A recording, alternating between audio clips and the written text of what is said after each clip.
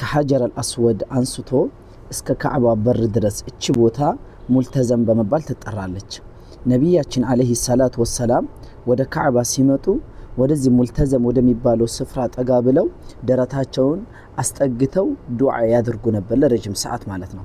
አብዱላህ ኢብኑ አባስ እዚህ ሙልተዘም ቦታ ላይ መጥቼ ዱዓ አድርጌ አላውቅም ዱዓዬን አላህ የተቀበለኝ ቢሆን እንጂ ብሎ ይናገራሉ።